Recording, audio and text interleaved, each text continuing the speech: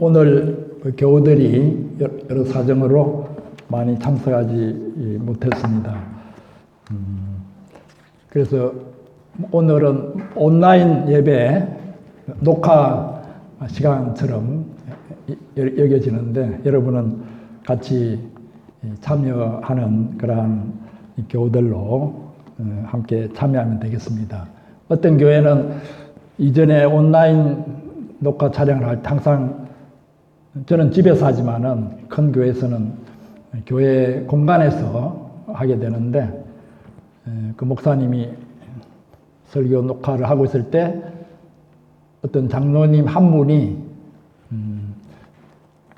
녹화하는 그 현장에 오셨다고 그래요. 그러니까 동영상으로만 보다가 하도 마음이 답답해서 목사님 녹화하는 그 현장에라도 와야 되겠다고 그 장로님이 오셨는데 오셔가지고 녹화를 도와주는 게 아니라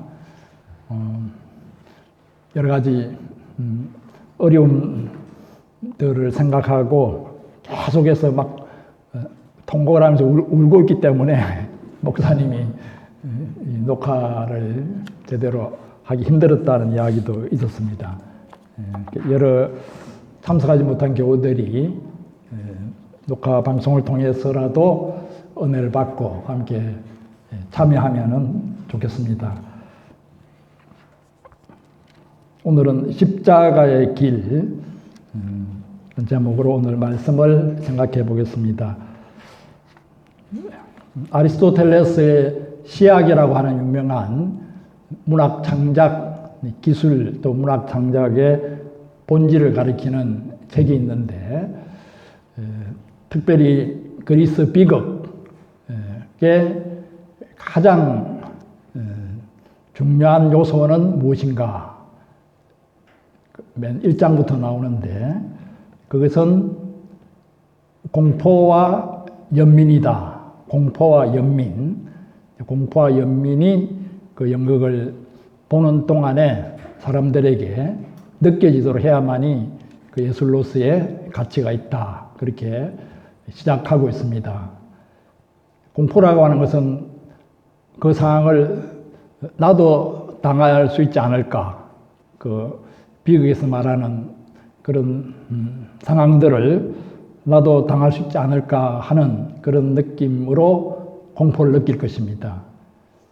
연민은 조금 거리가 있는 가운데 저 사람이 당하는 그런 불행들을 나는 당하지 않을 것이다 라고 하는 안도감과 함께 그 사람에 대한 불쌍히 여기는 마음, 연민이 생기게 됩니다. 그러나 공포와 연민을 동시에 느끼는 그런 경우도 많이 있는 것 같습니다.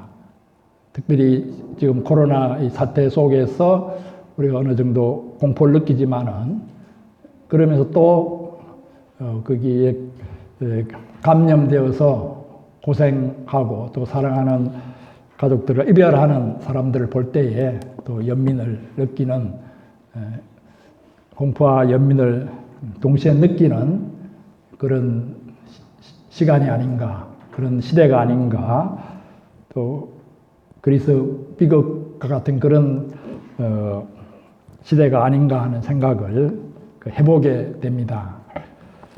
그 시학에서 문학 구조에 있어서 또 비극의 구조에 있어서 기성정결, 우리가 잘 아는 기성정결에 대해서 이야기를 하고 있는데 반드시 그 비극에는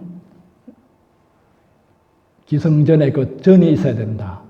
반전이 있어야 된다. 꼭 이야기를 하죠. 반전이 아주 급속하게 일어날 때에는 급전이라고 부릅니다. 급격한 반전. 그 반전이나 급전은 비밀의 발견으로 말미암아 일어나는 것이다. 작품의 비밀, 그 주인공의 비밀이 이제 드러남으로써 반전이 일어나고 또 급격한 반전이 일어난다. 그래서 그 비밀이 발견되는 그 인지 시점을 언제로 잡을 것인가, 그게 중간쯤 잡을 것인가, 끝에 잡을 것인가에 따라서 효과가 달라진다고 했습니다.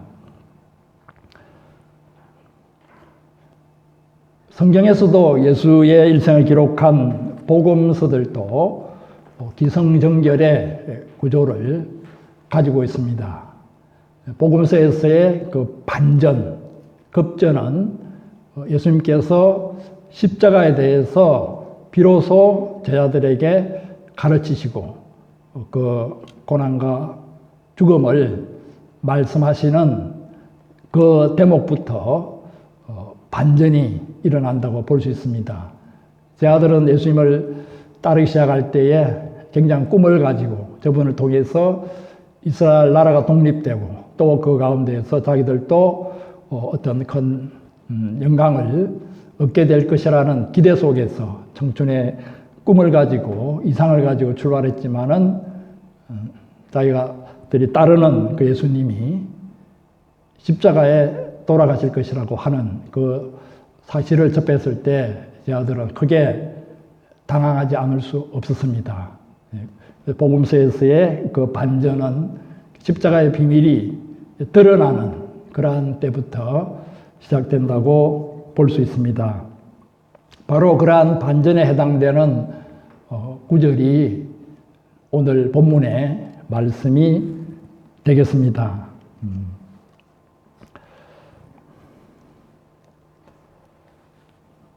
17절 말씀해 보면 예수께서 예루살렘으로 올라가려 하실 때 12 제자를 따로 데리시고 길에서 이르시되, 여러 무리들과 제자들이 섞인 가운데 사람들이 예수님을 따랐는데 이번에는 제자들만 특별히 따로 부르셔서 말씀하시고 계십니다. 예루살렘을 올라가는 그 대목을 마가복음 10장 32절에서는 이렇게 기록하고 있습니다.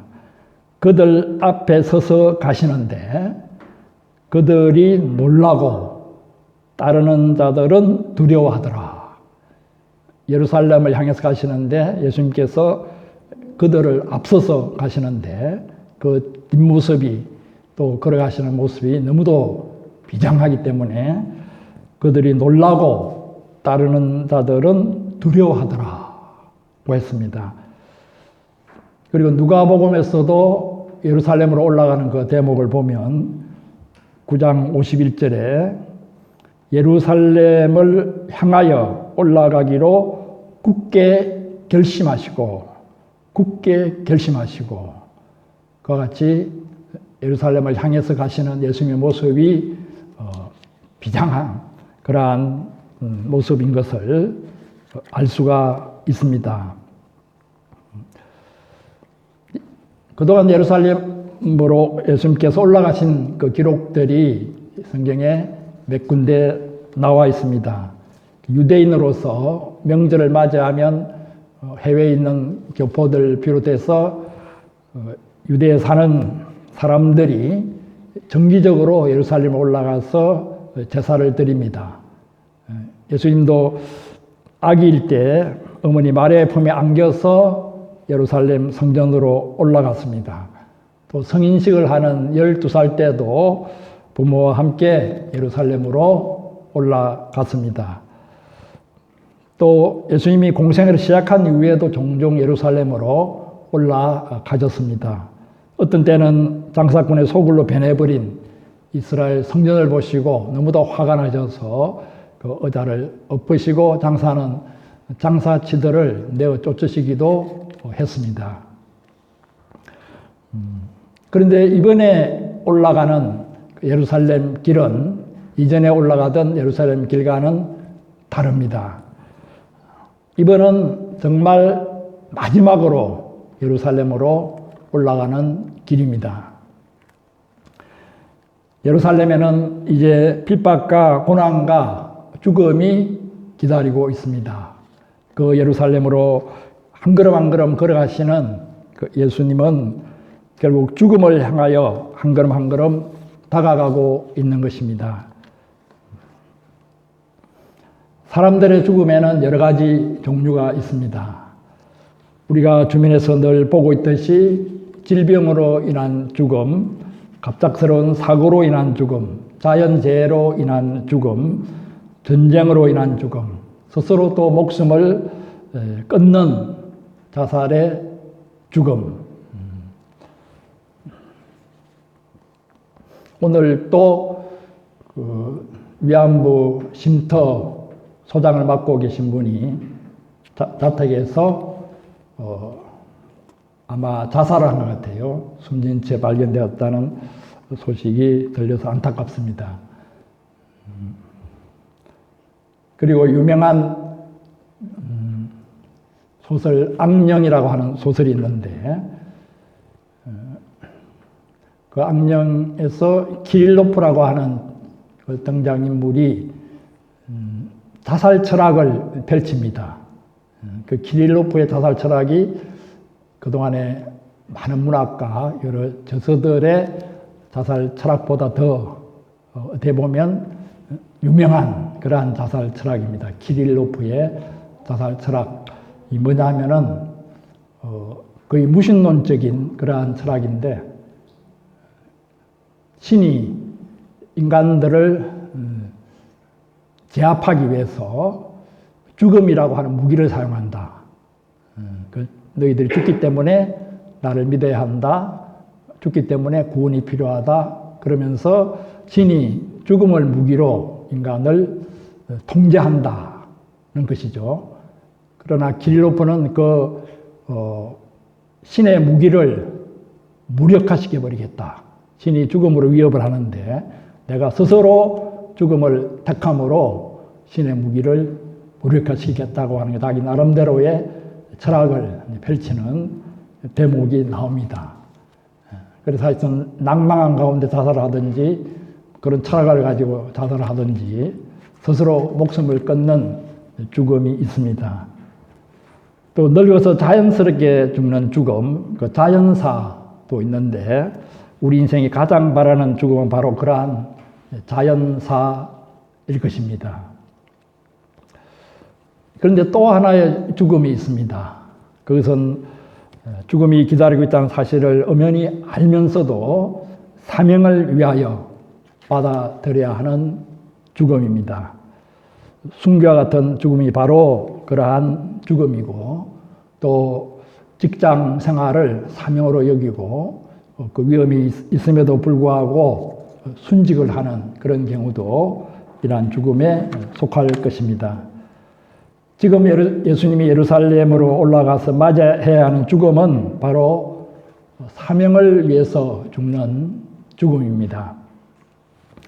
몸과 의식이 다 건강한 상태에서 죽음의 상황들을 일일이 겪어내야 하는 고통과 고난의 연속이 전제되어 있는 죽음입니다. 다른 종류의 죽음들은 갑작스럽게 다가오거나 몸과 의식이 건강하지 못한 상태에서 어쩔 수 없이 맞이하게 되는 죽음입니다. 그러나 이 죽음은 몸과 의식이 건강한 상태에서 그 모든 고통을 감내해야 되는 죽음입니다. 인간적으로 볼 때 예수님은 지금 몸과 의식이 다 건강한 33세의 청년입니다. 하나님의 뜻을 이루어드리기 위해서 죽음이 기다리고 있다는 사실을 알면서도 예루살렘으로 한 걸음 한 걸음 올라가고 계십니다. 참으로 비장하고 무거운 걸음이 아닐 수 없습니다.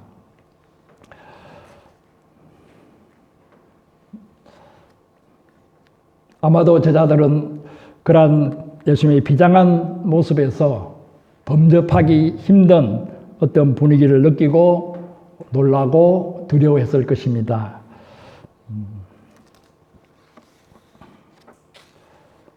예수님은 이러한 제자들을 따로 데리시고 예루살렘에서 당할 일을 다시금 말씀하셨습니다.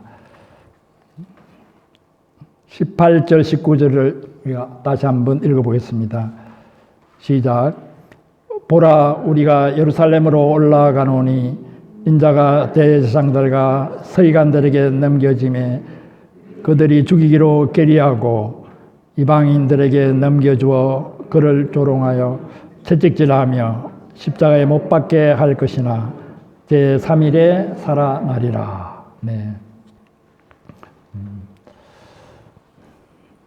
예수님은 예루살렘에서 기다리고 있는 상황들을 제자들의 마음이 약하다고 해서 애매하게 말씀하시지 않았습니다. 오히려 잔인할 정도로 구체적이고 생생하게 말씀했습니다. 마태복음 이 기록에 의하면 예수님이 고난과 그 죽음에 관한 말씀을 이전에도 하셨습니다. 마가복음 같은 데서는 3번, 4번 반복하신 것으로 되어 있습니다.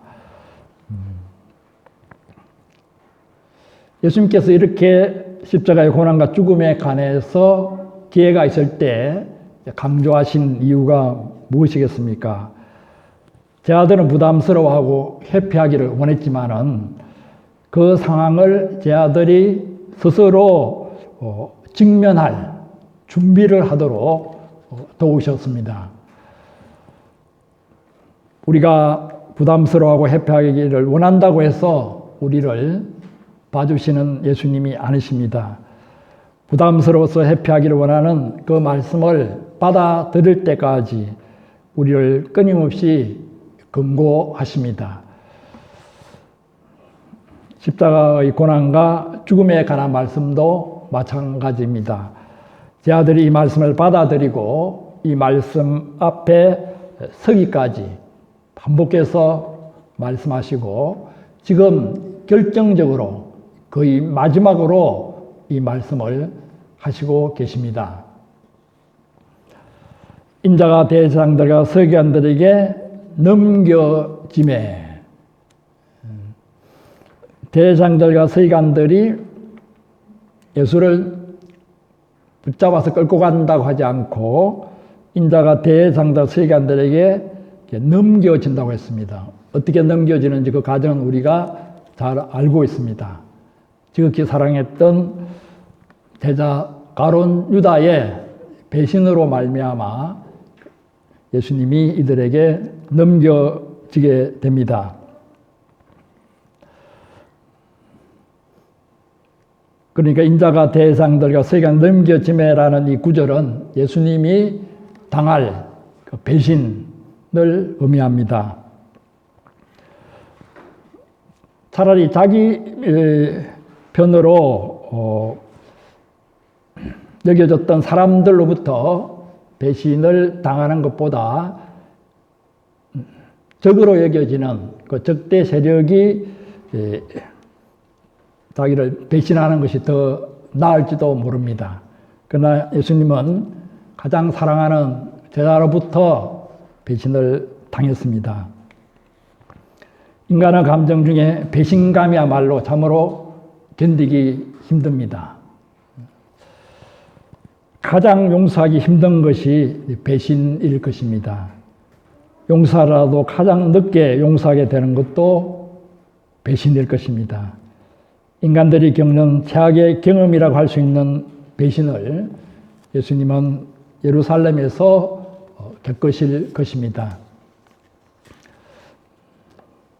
그 배신으로 인해서 대제사장들과 서기관들에게 넘겨지게 되는데 대제사장들과 서기관들은 그 당시 백성들의 신앙을 지도하는 종교 지도자들입니다. 그러나 그들은 하나님의 뜻보다는 그들의 기득권을 지키기에 혈안이 되어 있었습니다. 그들의 기득권을 해치는 자들은 하나님의 이름으로 사회에서 무자비하게 매장시켜 버렸습니다. 한 사람을 사형시키고자 할 때는 로마 당국의 최종적인 확인을 거쳐야만 합니다. 하나님의 백성으로 자부하는 유대인이 이방인인 로마 사람들 앞에서 재판을 받고 조롱을 당하고 사형 선고를 받는다는 것은 지옥 중에 지옥입니다. 더 나아가 하나님을 모르는 그 이방인들이 예수님을 골고다 언덕으로 끌고 가서 십자가에 매달아 죽인다는 것은 유대인으로서 말할 수 없는 지옥이요 모독입니다.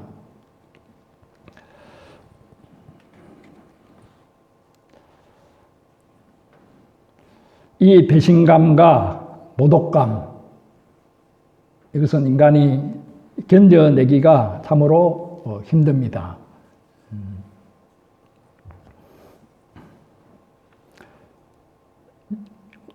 도스토옙스키의 유명한 소설 까라마조프가의 형제들이라는 책이 있는데,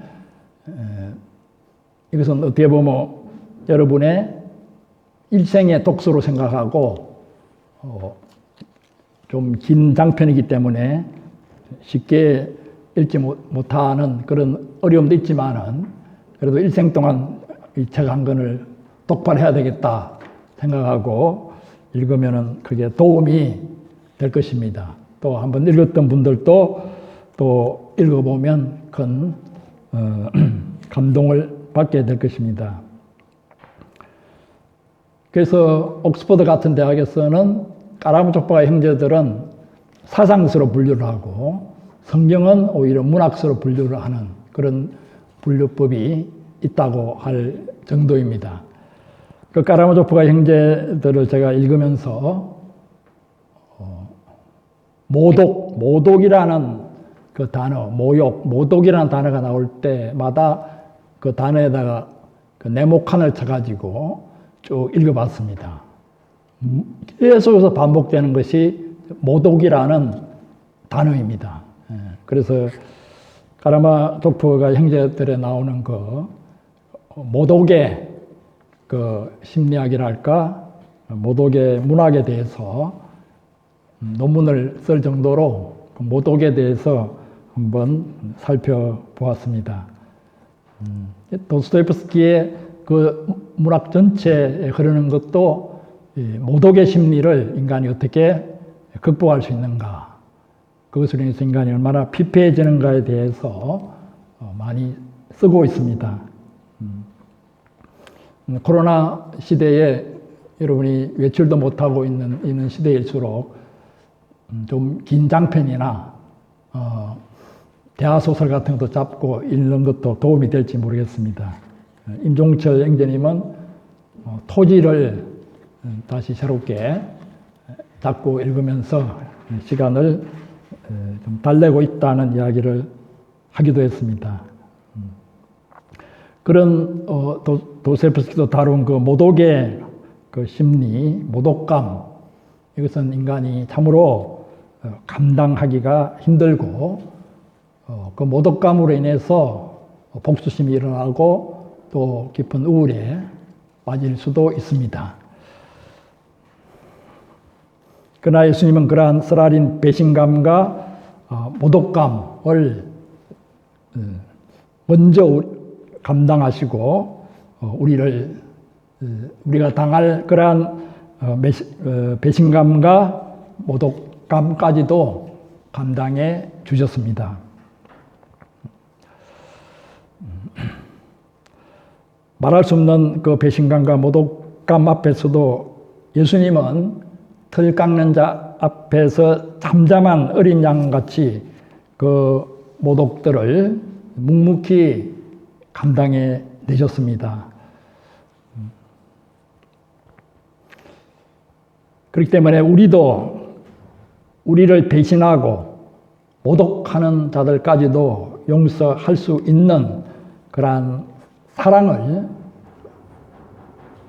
우리의 그러한 점들을 감당하신 예수님으로부터 공급받고 우리도 우리를 배신하고 모독한 사람들을 감당하고 용서할 수 있는 힘이 생기는 것입니다. 코리텐붐 여사에 대해서 제가 종종 이야기를 하는데, 코리텐붐 여사는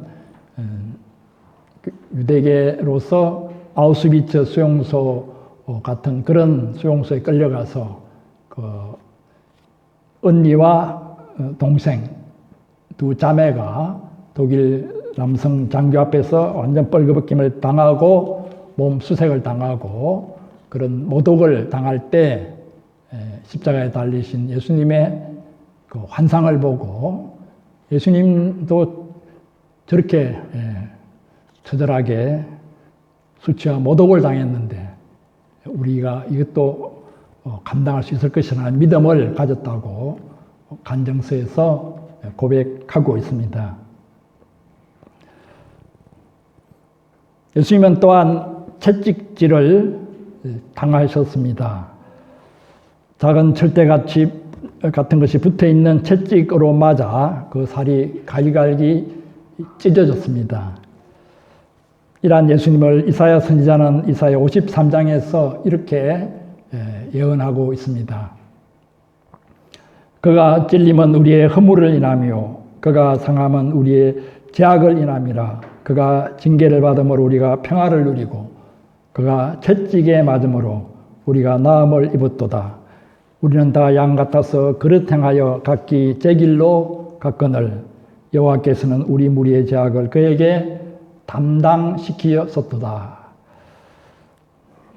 예수님은 이러한 대속의 사랑을 실천하시기 위해서 고난과 죽음이 기다리고 있는 예루살렘으로 올라가셨습니다.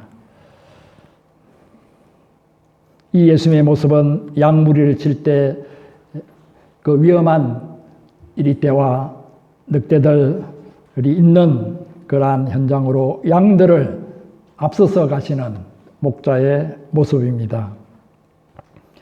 요한복음 10장 2절 4절에 보면 문으로 들어가는 이가 양의 목자라. 문지기는 그를 위하여 문을 열고 양은 그의 음성을 듣나니 그가 자기 양의 이름을 각각 불러 인도하여 내느니라. 자기 양을 다 내어놓은 후에 앞서가면 양들이 그의 음성을 아는 고로 따라오되. 그러나 예루살렘으로 올라가는 길은 고난과 죽음의 길만은 아닙니다. 제3일에 살아나리라. 제3일에 살아나리라. 그 길은 고난과 죽음을 통한 부활의 길입니다. 제 아들 앞에 서서 가시는 예수님은 제 아들이 고난의 십자가를 통해서 부활의 능력과 영광을 체험하기를 원하셨습니다. 지금도 목자 되신 예수님은 우리가 고난과 고통의 십자가를 통해서 부활의 능력과 영광을 체험하기를 원하십니다. 십자가의 길이 부담스럽고 회피하고 싶은 길이라 하더라도 걸어가야 할 길입니다. 십자가 넘어 부활의 영광을 바라보는 가운데 우리가 연약하고 두려운 무릎을 이렇게 세우고 후들거리는 다리를 추스려서 우리도 어째서든지 예수님 가신 그 길을 따라가야 할 것입니다. 부활에 대한 소망을 가지고 승리에 대한 확신을 가지고 담대하게 그 길을 나가기를 우리가 여러분과 제가 그 길을 끝까지 걸어가기를 축원합니다. 아멘. 18절 19절 같이 읽겠습니다. 시작. 보라 우리가 예루살렘으로 올라가노니 인자가 대제사장들과 서기관들에게 넘겨짐에 그들이 죽이기로 결의하고 이방인들에게 넘겨주어 그를 조롱하며 채찍질하며 십자가에 못 박게 할 것이라. 제3일에 살아나리라. 아멘. 다시 한번 이 말씀을 새기면서 각자 묵도 드리겠습니다.